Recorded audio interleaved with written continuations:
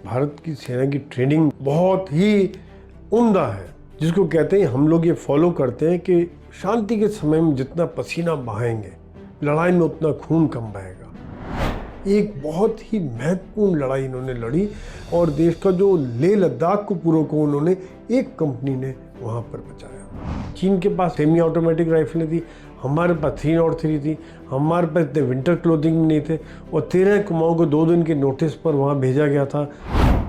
आखिरी जवान और आखिरी गोली यानी कि लास्ट मैन लास्ट राउंड जिसको हम कहते हैं, वहाँ तक हम लड़ेंगे और लोहा लेंगे। चीन की जो विस्तारवादी नीति थी वो बनी रही और उन्होंने एक तरह से अपने आगे पेट्रोलिंग करना, इलाकों को डोमिनेट करना, ये सब देखते हुए हमारे देश ने एक आगे डिप्लॉयमेंट वाला डिसीजन लिया।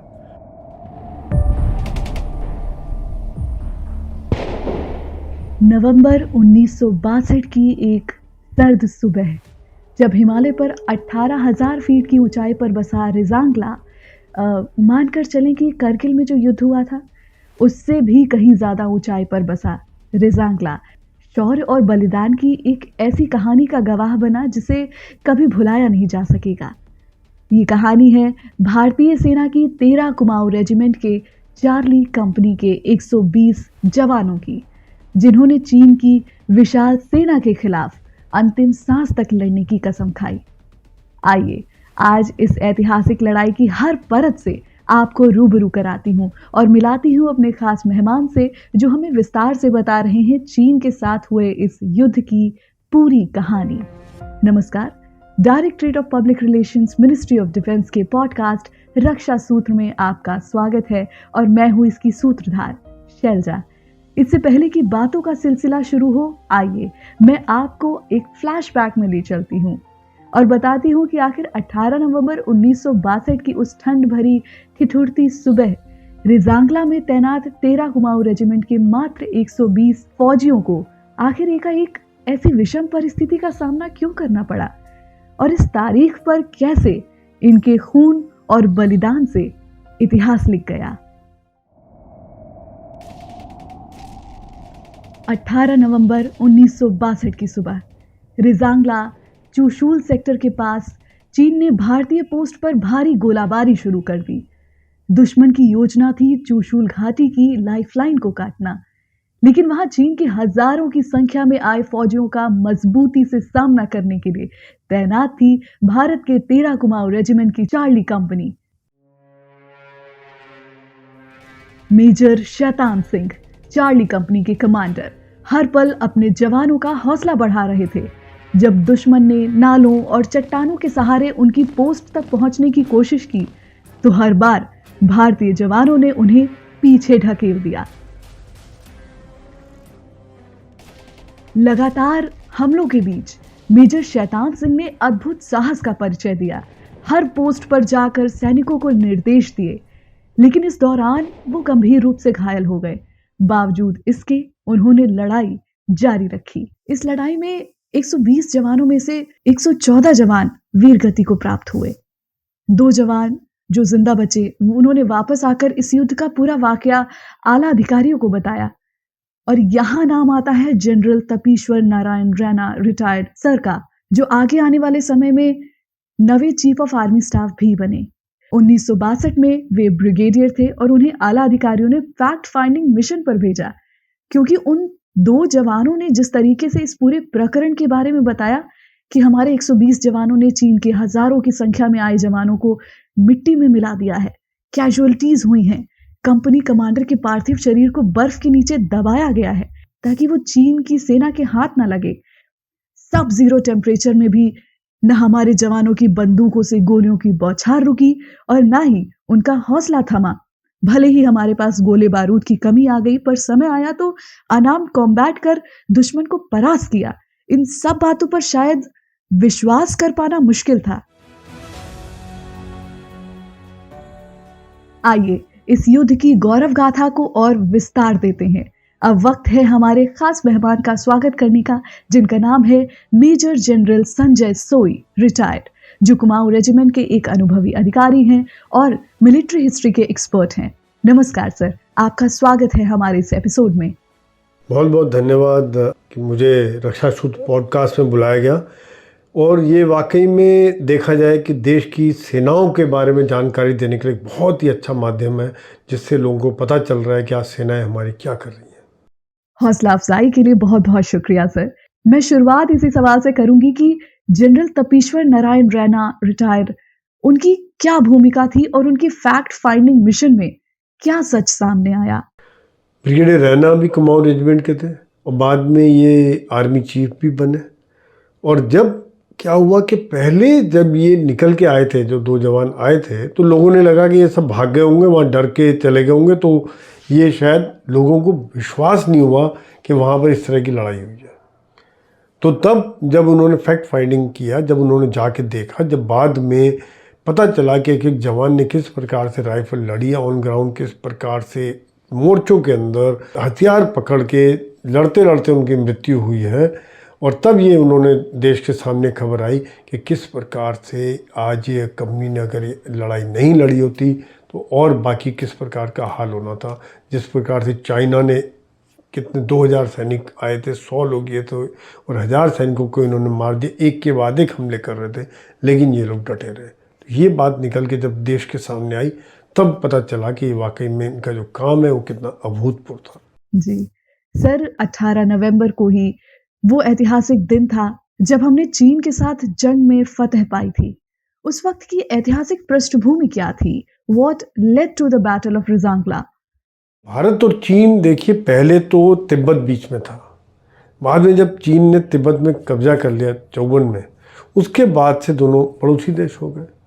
लेकिन फिर भी दोनों देशों ने एक तरह से कोशिश थी कि दोस्ताना संबंध बना रहे, पंचशील वगैरह साइन हुए, लेकिन चीन की जो विस्तारवादी नीति थी वो उनकी बनी रही, और उन्होंने एक तरह से अपने आगे पेट्रोलिंग करना, डोमिनेट करना, इलाकों को डोमिनेट करना, ये सब देखते हुए हमने, हमारे जो देश ने एक आगे डिप्लॉयमेंट वाला डिसीज़न लिया, जिसकी वजह से फिर और ज़्यादा आपस में झड़पें होने लगी, सेनाओं की झड़पें होती रही, और फिर अक्टूबर में चाइना ने, जिसको कहना चाहिए, फाइनल अटैक कर दिया था पूर्वी सीमाओं पर और लद्दाख की सीमाओं की तरफ।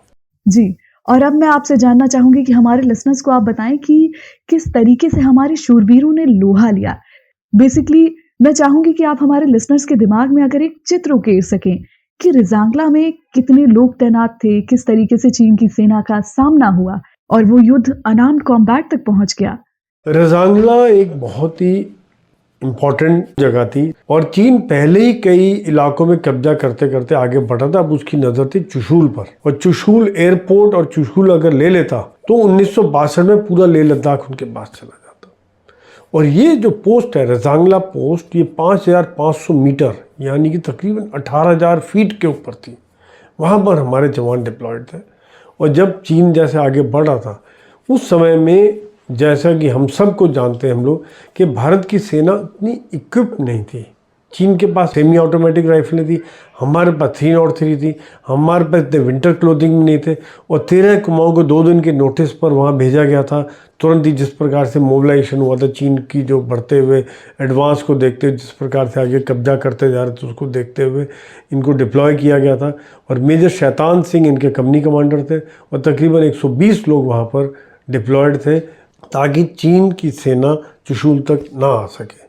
यहाँ पर जैसा कि उनका, मैंने कहा था कि जज्बा जो हमारे अहीर जवानों का था, वो देखते हुए उन्होंने ये ठान लिया था कि यहाँ से हम पीछे नहीं हटेंगे। आखिरी जवान और आखिरी गोली, यानी कि लास्ट मैन लास्ट राउंड जिसको हम कहते हैं, वहाँ तक हम लड़ेंगे और लोहा लेंगे। और ये बात उन्होंने साबित भी की उस हाइट पर, जबकि इनके पास लिमिटेड हथियार थे और पीछे से कट ऑफ हो गया था पूरा, इनका कम्युनिकेशन लाइन कट ऑफ हो गया था, रेडियो सेट बर्बाद हो गया था, बटालियन हेडक्वार्टर से बात नहीं हो पा रही थी। और ऐसे में ये जो इनके पास जो हथियार और एमनीशन थे, उससे लड़ाई लड़ रहे थे। लड़ते लड़ते इनके एमनीशन ख़त्म हो गया, उसके बाद इनका हैंड टू हैंड फाइट। और जब वो इनकी बाद में रिकवरी हुई, 6 महीने बाद जब इनकी बॉडी मिली है, तब देखा गया कि उन्होंने किस प्रकार से, अभी भी लोगों के हाथ में राइफ़ल थी, उंगली ट्रिगर के ऊपर थी, किसी का हाथ रेडियो सेट पर था, लेकिन हर आदमी लड़ने की मुद्रा में था। और ये देखते हुए इनकी बहादुरी को देखते हुए ये भी कहा जाता है कि चीनी सेनाओं ने भी इनको इज्जत दी और रेस्पेक्ट दिया कि कितने एक जो सैनिक की तरह से ये लोग लड़े और लड़ते लड़ते अपनी मातृभूमि की रक्षा के लिए अपने प्राणों की आहुति दी। जी सर, बिल्कुल। हमारी सेना ने पूरे जज्बे के साथ लड़ाई लड़ी। देखा जाए तो न सिर्फ चीन की सेना एक चुनौती थी, बल्कि हमारे वीर योद्धा इतनी ऊंचाई पर सब जीरो टेम्परेचर में भीषण मौसम की मार भी झेल रहे थे। ऐसी सिचुएशन में being a warfare expert, sir please बताएं कि किस वॉरफेयर टैक्टिक को फॉलो करते हुए हम इस युद्ध में दुश्मन को एंगेज कर रहे थे। यहाँ पर देखिए हम लोगों ने डिफेंस लिया होता वहाँ पे क्योंकि हमने रोकना था और काफ़ी हाइट पर डिफेंस था, तो एक जाहिर सी बात है काफ़ी टफ इलाका था, ऑक्सीजन भी कम थी और एक ठंड भी काफ़ी थी, रात को फ्रीजिंग कोल्ड हो जाता था। 18,000 फीट में आप लोग सोच सकते हैं कि जो कारगिल में लड़ाई थी उससे भी ऊंचा इलाका था वहाँ पर।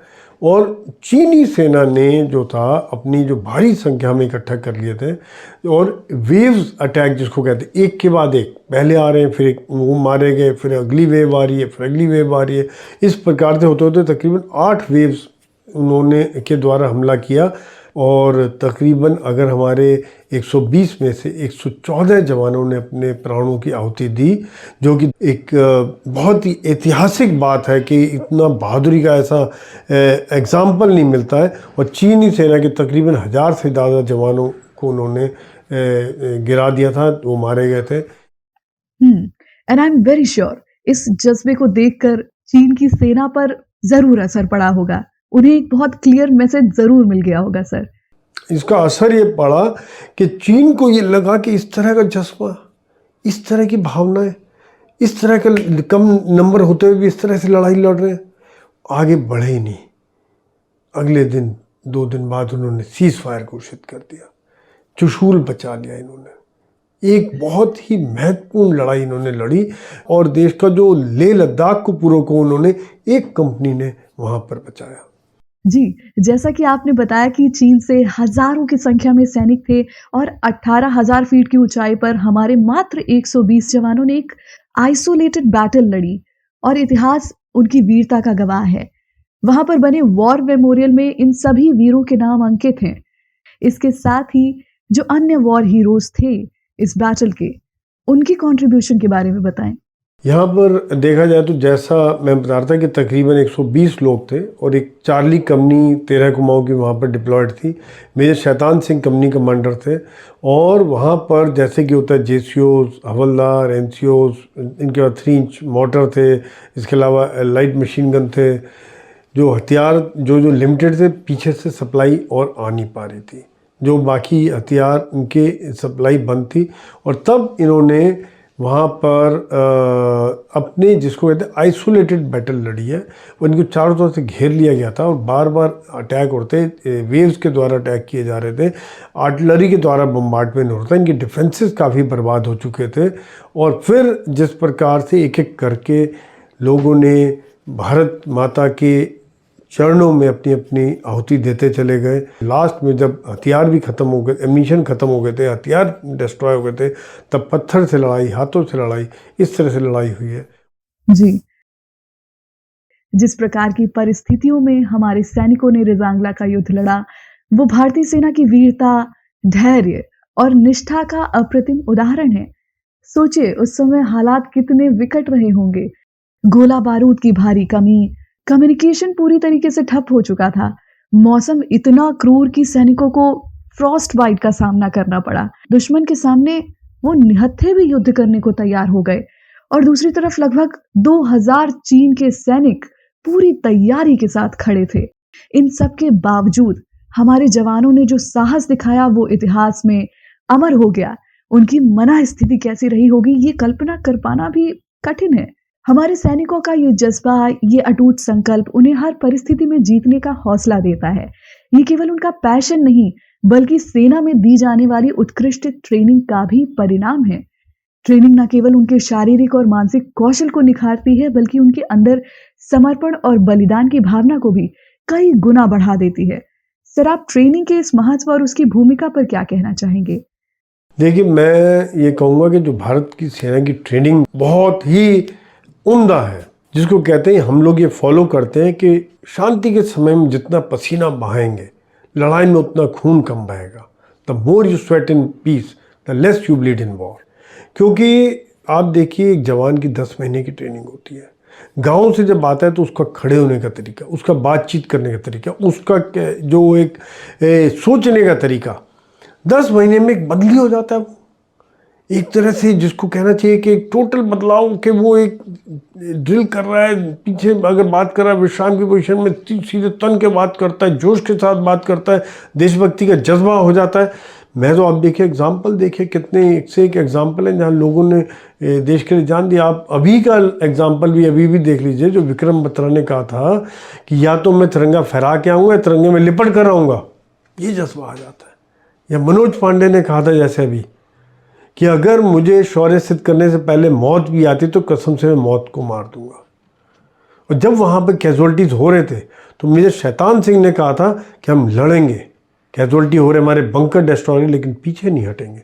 और हर जवान ने साथ दिया था। एक एक जवान खड़ा रहा, वहाँ लड़ाई लड़ता रहा, जब तक मरने की चिंता नहीं थी। वहाँ तो चिंता थी कि हमारी मातृभूमि के ऊपर कोई एक पैर नहीं रखे जब तक मैं जिंदा हूँ। और जो वो उनका वहाँ पे राम सिंह था एक, उसे कहा था मेजर शैतान सिंह की बॉडी को मैं इनके हाथ नहीं लगने दूंगा। वो बाद में उसकी बॉडी को लेके पीछे जब निकला था, जब बहुत घायल थे, जब उसने देखा उनकी डेथ हो गई है तो लेके पीछे गया वो थोड़ा। और तब वो लोग बाहर आए हैं, जो 2 लोग थे वो पीछे पहुँचे। तब बटालियन हेडक्वार्टर को पता चला कि यहाँ पे किस तरह प्रकार से हमला हुआ है और वहाँ पर किस प्रकार से चाइनीज़ आ गए। जी, ट्रेनिंग ही नींव प्रदान करती है और देखा जाए तो लीडरशिप कैपेबिलिटीज भी इसी से बेहतर होती है। बात करें इस युद्ध में ग्राउंड जीरो पर मौजूद उस लीडर की, यानी मेजर शैतान सिंह जी की। 18 नवंबर का ही दिन था जब वे इस युद्ध में वीरगति को प्राप्त हुए। उन्होंने सर्वोच्च बलिदान दिया और मरणोपरांत परमवीर चक्र से भी नवाजे गए। सर, उनकी वीरता के बारे में हमारे लिसनर्स को बताएं। मेजर शैतान सिंह, जिसको मैं कहूँगा कि लीडरशिप का एक रियल एग्जाम्पल, जो असली एग्जाम्पल है वो थे। क्योंकि एक तो पहले देखिए 2nd जनरेशन फौज में थे, इनके पिताजी भी फौज में थे, राजस्थान से थे, बहादुर इनके खून में थी।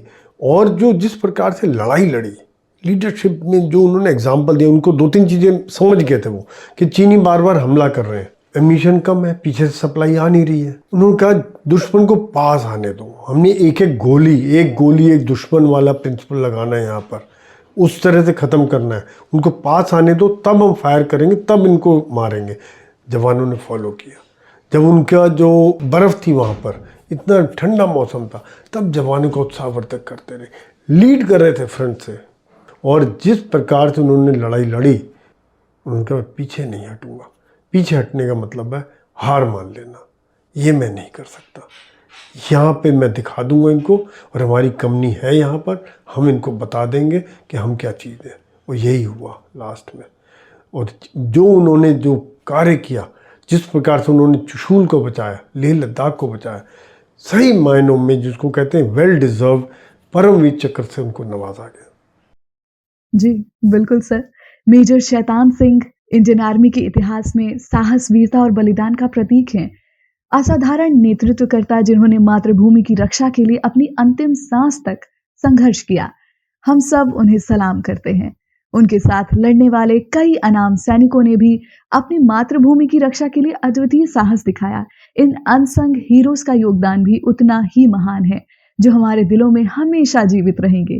वे सच्चे नायक हैं, जिन्होंने अपनी जान देकर ये सुनिश्चित किया कि दुश्मन अपने मंसूबों में कभी कामयाब ना हो सके। सर, समय आ गया है आपसे विदा लेने का। जब भी बैटल ऑफ रिजांगला का जिक्र होता है, कुमाऊं रेजिमेंट का नाम फक्र से लिया जाता है।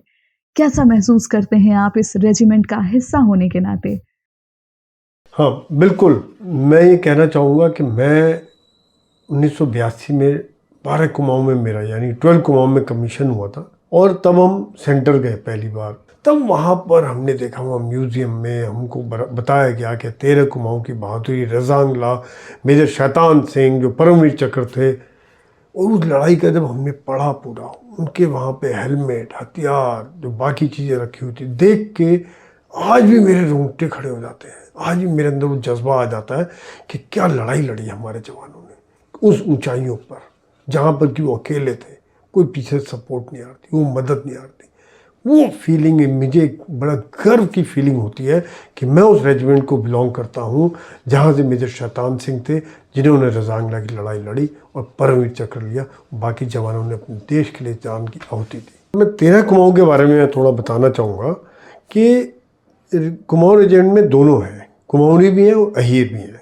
ज़्यादातर रेशो है 75% कुमाऊनी और 25% अहीर।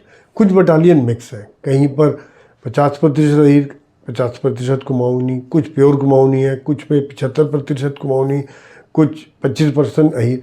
लेकिन 13 कुमाऊँ एक ऐसी यूनिट है जो प्योर अहीर यूनिट है, जिसमें कुमाऊनी नहीं है, इसमें सभी अहीर है। और ये ज़्यादातर राजस्थान हरियाणा से बिलोंग करते हैं, अलवर, महेंद्रगढ़, रेवाड़ी इस इलाके से ज़्यादातर आते हैं और बहुत टफ। मेरे पास भी 12 कुमाऊँ में हमारे 25% अहीर थे, बड़ी फिजिकली फिट, जोश, एक अलग ही जज्बा। कहीं भी पहुँच साहब कर देंगे, क्या दिक्कत है, कोई चिंता नहीं साहब, हो जाएगा, ये बातचीत, ऐसा जज्बा होता था मेरे अंदर। वो फिजिकली बड़े फिट, हमेशा लड़ाई में एकदम अग्रसर, जिसको कहते हैं एग्रेसिव फीलिंग, वो फीलिंग होती थी इनके अंदर। बिल्कुल सर, और आपसे बात करके हमें भी आपकी रेजिमेंट के बारे में एक झलक मिली। बहुत बहुत धन्यवाद हमारे लिए समय निकालने के लिए। हम ये कह सकते हैं कि ये पॉडकास्ट एक ऐसा प्लेटफॉर्म बन गया है जो युवाओं से डायरेक्ट कनेक्ट करने का माध्यम है। देश के कोने कोने से यूथ हमें सुन रहा है, तो चलते चलते उन युवाओं के लिए क्या कुछ खास कहना चाहेंगे आप? रक्षा सूत्र पॉडकास्ट के माध्यम से मैं आज देश के युवकों को यही कहना चाहूँगा कि देखिए, देश के लिए हमारे जवानों ने रजांगला में अपना सर्वस्व निछावर कर दिया। और जब हमारे जवान आज -50 और +50 में डिप्लॉयड होते हैं ताकि देश का हर आदमी शांति से सो सके, तो हम जब पीछे देखते हैं तो सिर्फ एक ही बात देखना चाहते हैं कि हम सब जात पात धर्म से ऊपर उठकर सबसे पहले सोचें कि हम भारतवासी हैं, इकट्ठे रहें, यूनाइटेड रहें, तभी हम आगे बढ़ सकते हैं, ग्रो कर सकते हैं। और आप जहाँ भी हों, जिस भी क्षेत्र में हों, मेरे हिसाब से एक सैनिक की तरह से सोचें, एक जज्बा आपके रहे, चाहे आप कंप्यूटर में हों, इंजीनियर हों, डॉक्टर हों, टीचर हों, एक जज्बा आप में रहे कि मैंने आगे बढ़ना है, अपने क्षेत्र में कुछ ना कुछ नया करें, कुछ ना कुछ अलग सोचें। जी, बहुत बहुत शुक्रिया हमसे बात करने के लिए। धन्यवाद बहुत बहुत रक्षा सूत्र पॉडकास्ट में मुझे इनवाइट करने के लिए। और जो आपकी जो ऑडियंस है, ये मुझे बड़ी खुशी, जो सुनते हैं तो एक देशभक्ति का जज्बा जो है वो आता है आपके, जो हमेशा जब भी पॉडकास्ट मैं भी सुनता हूँ।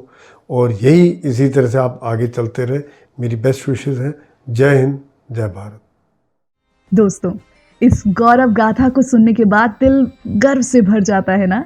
अगली बार जब आप हिमालय की ओर देखें तो रजांगला की बर्फीली चट्टानों के बीच गूंजती इन वीरों की आवाज जरूर महसूस करें। रक्षा सूत्र के अगले एपिसोड में मिलते हैं। तब तक जुड़े रहें, हमारे चैनल को सब्सक्राइब करें और कोशिश करें कि ये रियल लाइफ स्टोरी आप ज्यादा से ज्यादा लोगों को शेयर करें। अगले एपिसोड में भी कुछ खास आने वाला है, एक स्पेशल गेस्ट भी होंगे हमारे साथ।